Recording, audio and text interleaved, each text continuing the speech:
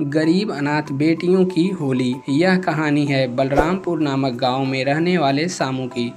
सामू को इस बार बेटा ही चाहिए था। सामू की पत्नी पेट से थी।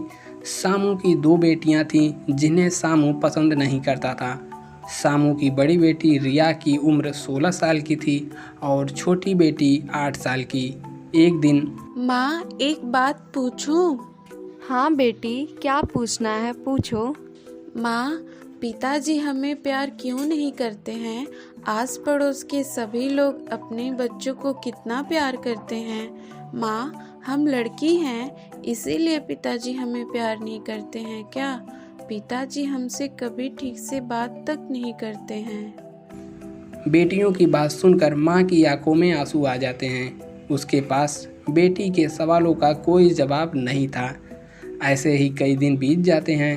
शांति को प्रसव का दर्द होने लगता है। वे सब उसे हॉस्पिटल ले जाते हैं, जहां शांति को फिर से बेटी पैदा हुई, परंतु दुर्भाग्यवश बेटी भी मरी पैदा हुई थी। जैसे ही सामू को ये बात पता चलती है, वह दुखी होने के बजाय उल्टे ही, तुम दोनों माँ और बेटी मेरे घर से निकल जाओ।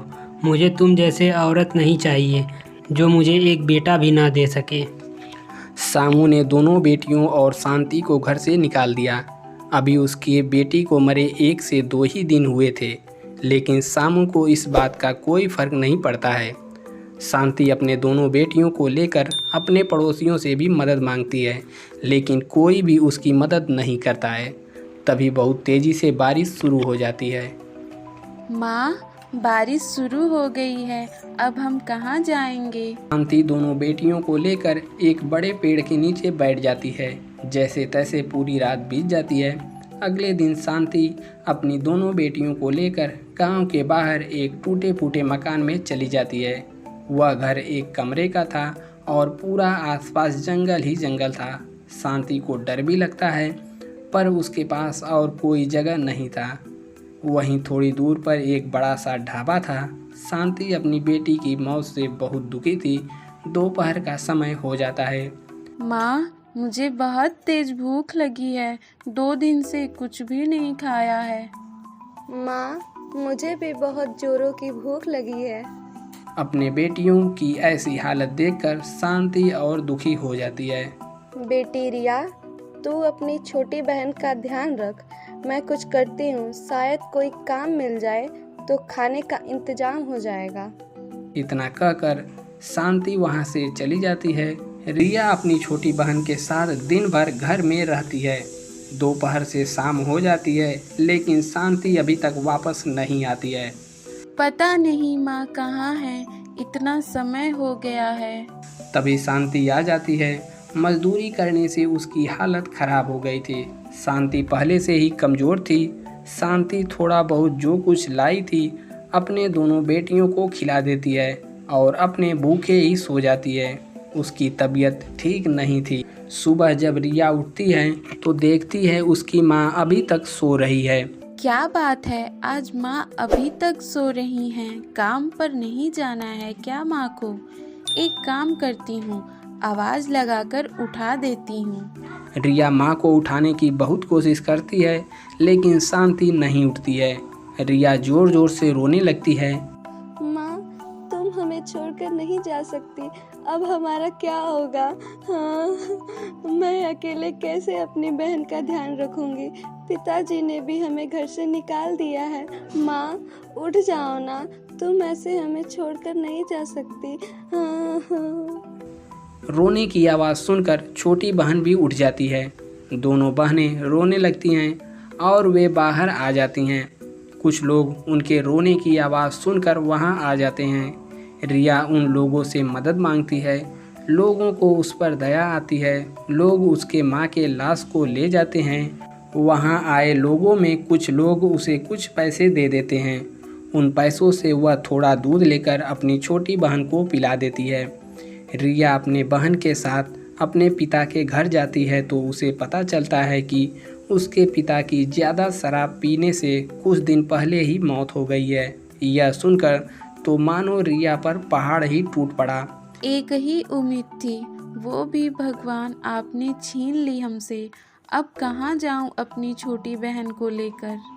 रिया की ऐसी हालत पर भी वहाँ के लोग उसकी मदद नहीं करते हैं। रिया वापस उस टूटे फूटे मकान में चली जाती है। वहाँ पास में ही एक ढाबा था। रिया वहाँ काम करने की सोचती है और ढाबे पर जाकर बोली, काका, मेरे माता पिता की मृत्यु हो गई है। मेरी छोटी बहन के अलावा मेरा इस दुनिया में कोई नहीं है। आप मुझे कोई भी काम दे दो, मैं सब कर लूँगी। चल भाग यहाँ से, मेरे पास कोई काम नहीं है। रिया वहीं खड़ी थी। उसे लगता है उसकी हालत देखकर ढाबे वाले को उस पर दया आ जाएगी। तभी छोटी बहन वहाँ भागकर आती है और रिया से कहती है, दीदी, मुझे बहुत भूख लगी है, कुछ खाने को दे दो ना। इतना कहकर वह दौड़कर जाती है और लोगों के जूठे बर्तन से खाना खाने लगती है। यह देखकर रिया उससे कहती है, बहन, तुझे भूख लगी है ना? मैं तुझे खाने को कुछ देती हूँ। तू इस तरह किसी का भी जूठा मत खाया कर। फिर रिया वापस ढाबे के मालिक के पास आ जाती है और कहती है, काका, मैं आपके सारे जूठे बर्तन धो दूंगी।